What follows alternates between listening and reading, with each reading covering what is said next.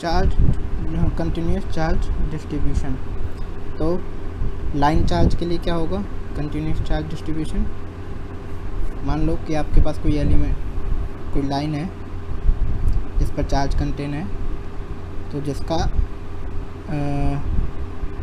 Del element ले लो line का, point P पर आपको निकालना है,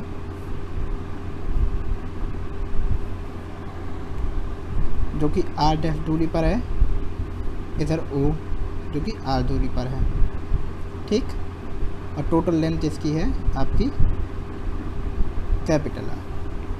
तो surface charge density line charge पर निकाली जाएगी आपकी लैम्डा से।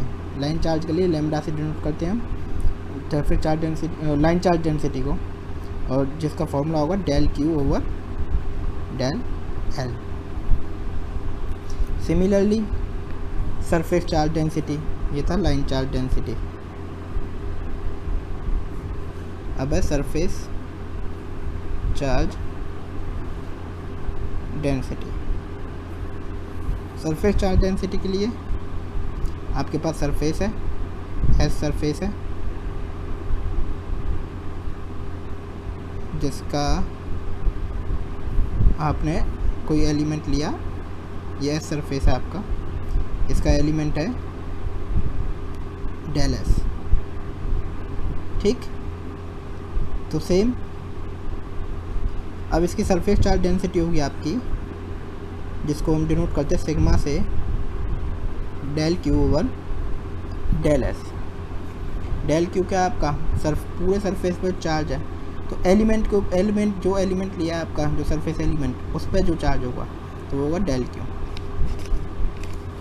अब एक होती है आपकी वॉल्यूम चार्ज डेंसिटी।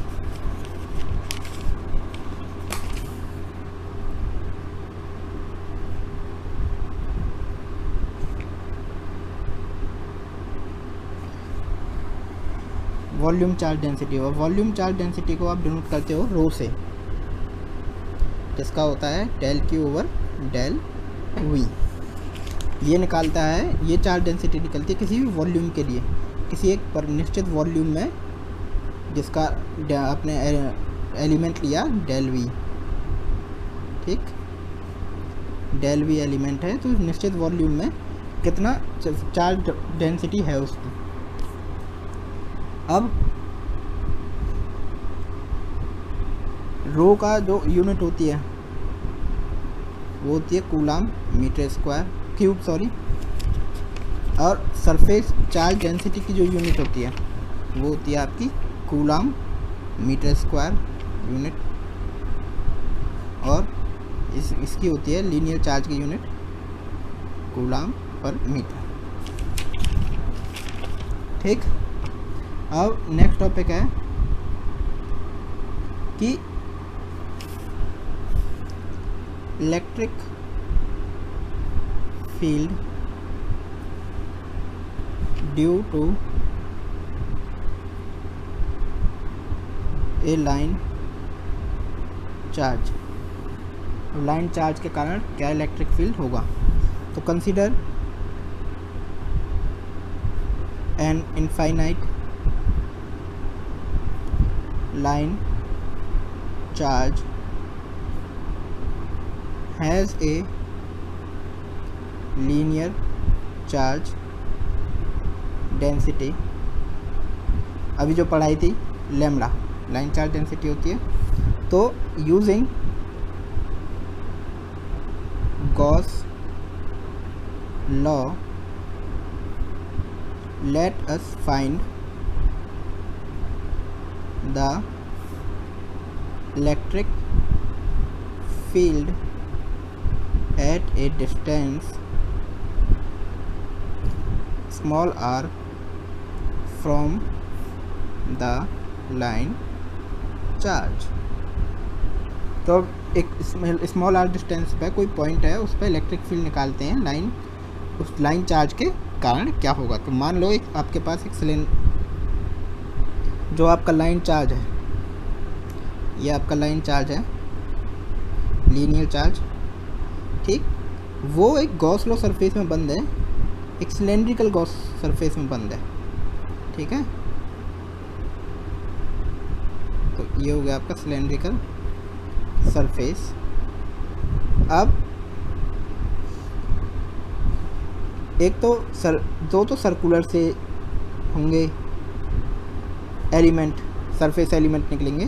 तो ये मान लो ds वेक्टर निकल रहा है और यहाँ से e वेक्टर निकल रहा है, ठीक, लाइन चार्ज के कारण। और आपको जो निकालना है वो आपको निकालना है r डिस्टेंस पर कोई पॉइंट रखा है यहाँ मान लीजिए, ठीक है। अब जो इलेक्ट्रिक फील्ड है, जो ये तो होता है सिलेंड्रिकल सरफेसेस के दोनों तरफ जो सरफेस हैं उनमें से, तो उनमें से तो आपका लाइन चार्ज जो सरफेस एलिमेंट है वो तो इस तरीके से होगा, लेकिन जो इलेक्ट्रिक फील्ड एलिमेंट है आपका वो इस डायरेक्शन में है। तो दोनों क्या हो जाएंगे आपके 90 डिग्री सरफेस। लेकिन जो कर्व सरफेस है इसका सिलेंडर का, उसका जो एलिमेंट है वो इधर इस डायरेक्शन में है, डेल एस। और लाइन चार्ज के कारण जो इलेक्ट्रिक फील्ड का एलिमेंट है, इलेक्ट्रिक फील्ड है, वो भी इस डायरेक्शन में है, ठीक है। ये S1 मान लो, ये S2 और ये S3, ये 3 सरफेस है। तो अब निकालते हैं the cylindrical symmetry tells us that the field strength will be same at all points at a fixed distance r from the line. तो सिलेंड्रिकल जो सिमेट्री बनाई है आपने, ये सिलेंड्रिकल सिमेट्री चारों तरफ सिलेंड्रिकल जो शेप ली है गॉस लॉ के, तो इससे पता लग रहा है कि आर डिस्टेंस पे, वो कहीं भी हो आर डिस्टेंस, किसी भी पॉइंट से, लाइन चार्ज से किसी भी पॉइंट से आर दूरी पर सेम इलेक्ट्रिक फील्ड होगा। तो the field lines are directed radially outwards. तो फील्ड लाइंस आपकी किधर की तरफ डायरेक्ट होंगी, पॉजिटिव माना है हमने, तो आउटवर्ड डायरेक्ट होंगी और परपेंडिकुलर होंगी किसके, लाइन चार्ज के, perpendicular to the line charge. अब the appropriate choice of Gaussian surface क्या लिया हमने, एक cylinder, is a cylinder of radius r and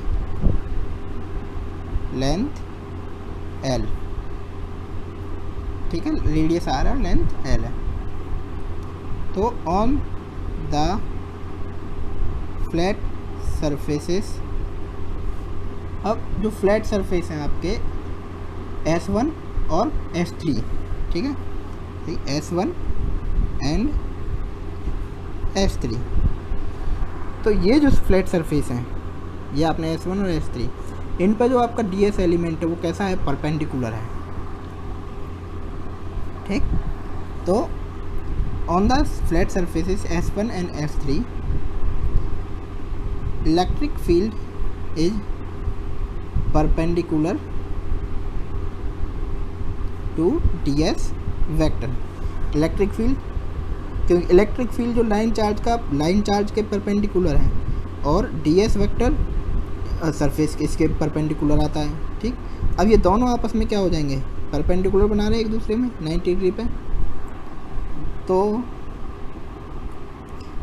इसका मतलब है इनके बीच जो फ्लक्स होगा वो क्या हो जाएगा, 0, which means flux is 0 on them. अब वो किस लिए होगा वो देखिए, मैं बताता हूँ। S1 सरफेस है ये आपका E.ds, सॉरी ये मानिए आप ई vector dot D S vector होता है S1 के लिए फॉर S1 एंड S3। ठीक, अब ई डॉट डी एस को फ्लक्स होता है ये, तो इसको लिख सकते हैं हम, ये इक्वल्स टू होता है फ्लक्स, इलेक्ट्रिक फ्लक्स। तो इलेक्ट्रिक फ्लक्स को लिख सकते हैं हम E D S cos theta लिख सकते हैं। अब क्योंकि थीटा 90 डिग्री है, that means phi E equals to क्या है, E D S cos 90 degree. अब कॉस 90 डिग्री होता है आपका 0, तो डैट मीन्स इलेक्ट्रिक फ्लक्स हो गया आपका S1 और S3 में 0। ठीक, इसलिए जो इलेक्ट्रिक फ्लक्स परपेंडिकुलर में क्या है, 0। अब कर्व्ड सरफेस पे, on the curved surface S1 sorry S2, जो अब जो कर्व सरफेस है S2 सरफेस है, ये वाला कर्व सरफेस खाली सिलेंडर का। अब इसमें ds वेक्टर और e वेक्टर पैरेलल हैं एक दूसरे के, ठीक है, क्या है, पैरेलल। तो on the curve surface S2 e vector is parallel to ds vector, so that अब हम फ्लक्स जो हमारा वो होता है आपका ई डी एस वेक्टर, इसको लिख सकते हैं हम E D S cos theta. अब क्योंकि आपका थीटा इक्वल्स टू क्या है, 0, दैट मीन्स आपका फ्लक्स क्या हो गया, फ्लक्स इक्वल्स टू हो गया आपका ई डी एस, सिंस कॉस 0 का है 1। ठीक, अब ये क्यों है पैरेलल क्यों हुए, क्योंकि ये एक सरफेस है, ये सर्कुलर सरफेस है नीचे के। अब किसी भी सरफेस के हम जो एलिमेंट निकालते हैं, जो हमारा एलिमेंट चलता है किसी सरफेस के, वो हमेशा परपेंडिकुलर होता है। तो इसके परपेंडिकुलर ये है, इसके परपेंडिकुलर ये है, और इस सरफेस के परपेंडिकुलर ये है डी एस वेक्टर। ठीक, लेकिन अब चूँकि लाइन चार्ज के परपेंडिकुलर इलेक्ट्रिक फील्ड है, तो इसकी वजह से ये तो इस डायरेक्शन में हो गए, इलेक्ट्रिक फील्ड तो इस डायरेक्शन में हो गया, तो इसलिए ये पैरेलल हो गए और ये क्या हो गए आपके 90 डिग्री। ठीक,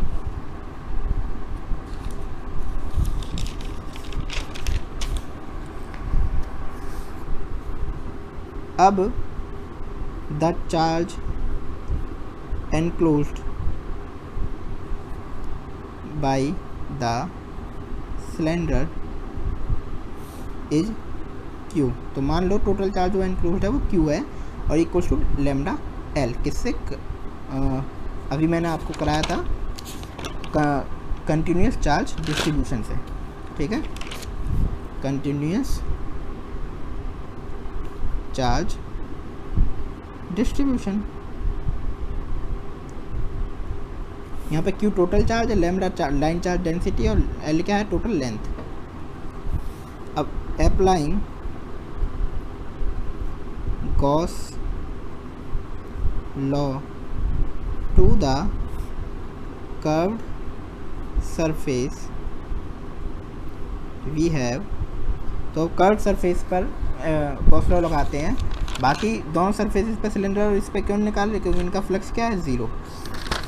अब गॉस लॉ क्या कहता है हमारा, वो कहता है E dot D S vector equals to Q upon epsilon naught. Q total charge है उसका, एप्सिलॉन नॉट। तो E डॉट डी एस क्या है हमारा, अभी क्वेश्चन 1 यहाँ पे निकाला था हमने, E डॉट डी एस आपका ई डी एस हो जाएगा, क्योंकि थीटा क्या है आपका कर्व सरफेस एरिया में 0, तो ये हो गया E D S total equals to E.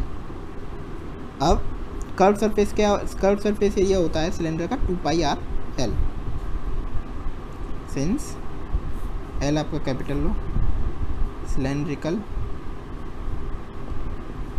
Curve surface area.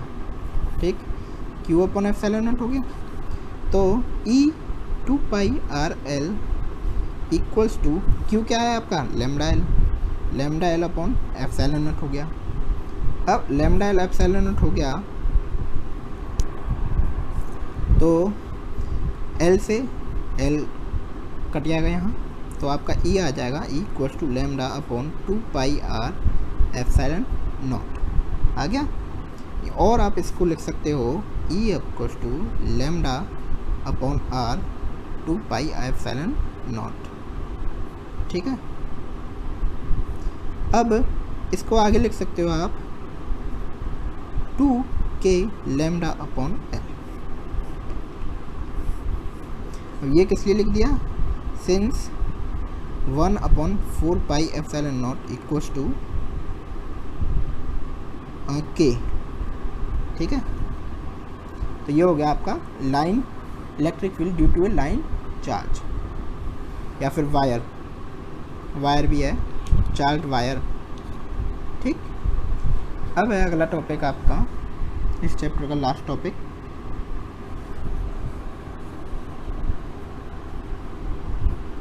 ये है आपका electric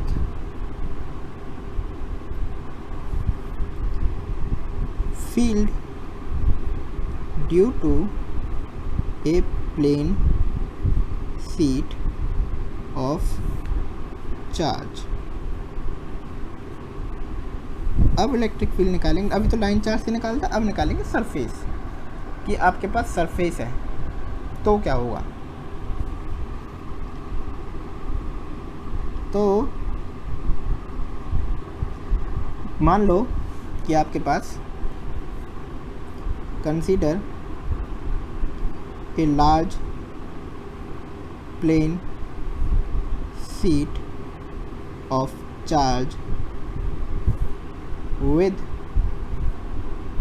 surface charge density। Surface charge density क्या होती है, चार्ज पर यूनिट एरिया क्या होती है, अभी पढ़ा है चार्ज डिस्ट्रीब्यूशन में, कंट्रीब्यूशन चार्ज डिस्ट्रीब्यूशन में लैम्डा, ओ सॉरी सिग्मा से डिनोट करते हैं हम।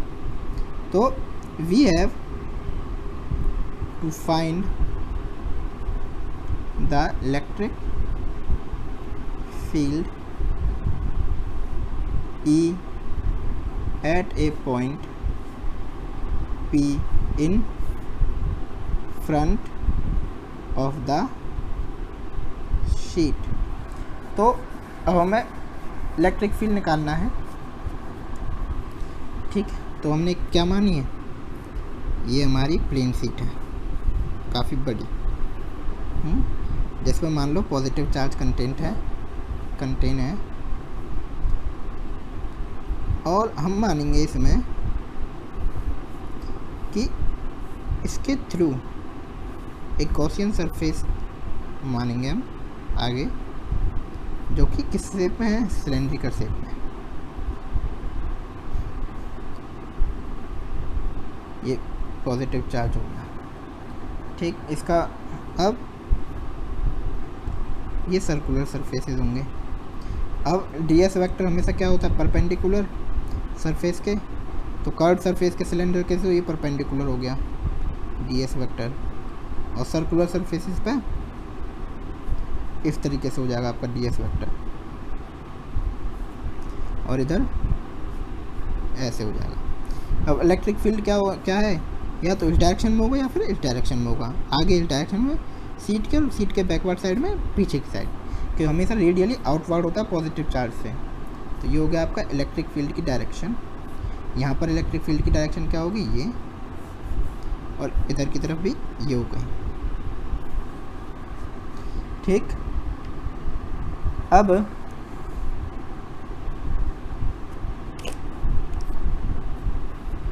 चार्ज हमने क्या माना, पॉजिटिव। तो to calculate the electric field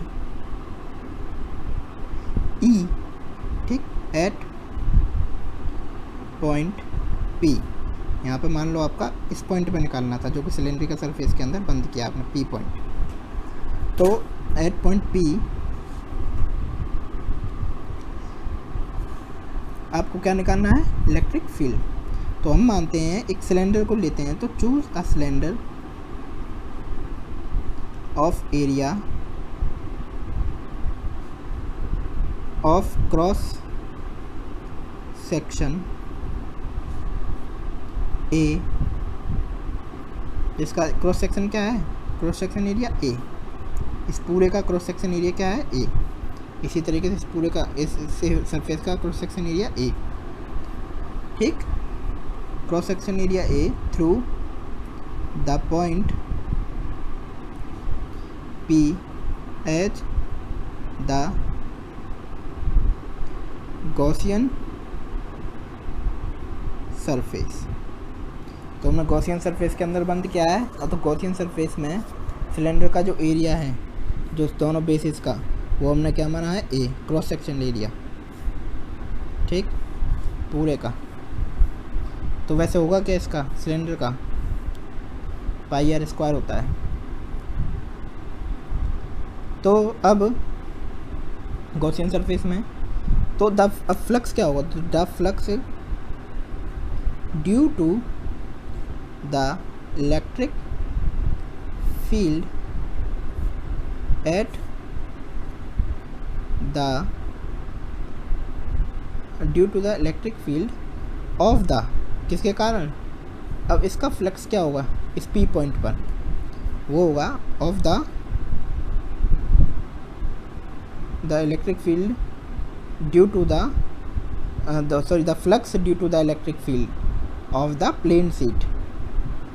plane sheet charge का इलेक्ट्रिक फील्ड फ्लक्स क्या होगा इलेक्ट्रिक फील्ड के कारण, of charge passes only through the two circular caps of the cylinder।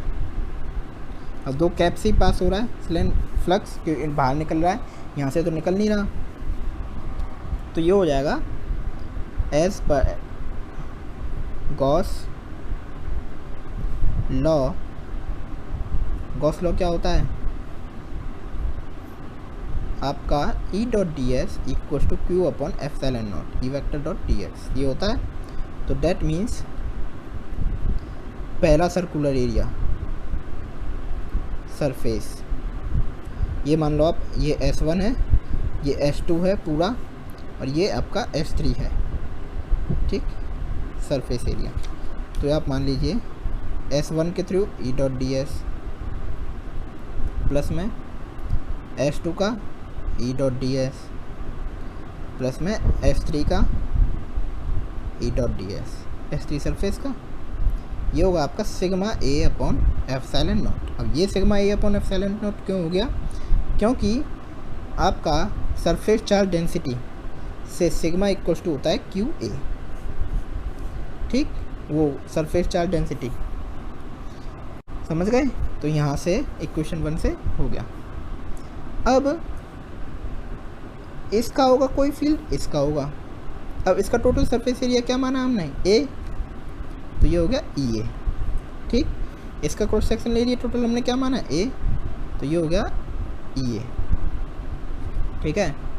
अब लेकिन यहाँ का इसका क्रॉस सेक्शन एरिया यदि हम माने तो ये क्या है, ये ई डॉट डी एस वैक्टर, इनके बीच तो सरफेस बन रहा है 0 डिग्री, कॉस थीटा क्या है आपका, तो पीछे समझाते हैं इसको। यदि हम आगे खोलेंगे, आगे करेंगे, तो वो होगा आपका, ये हो जाएगा ई dot D S cos theta 1 S1 के प्लस ई D S cos theta 2 S2 से प्लस ई D S cos theta 3 S3 से, जो कि इक्वल टू होगा sigma A upon epsilon.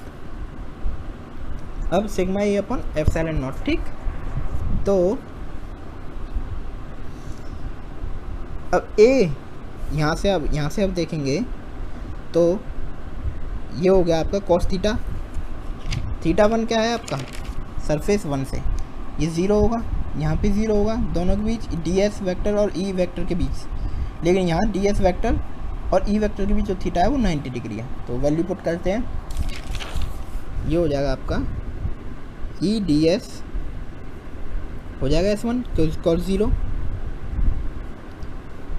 E D S cos 90 plus में E D S cos 0, equals to sigma, अब आपका circular surface basis का area क्या होता है, पाई आर स्क्वायर अपॉन में एप्सिलॉन नॉट।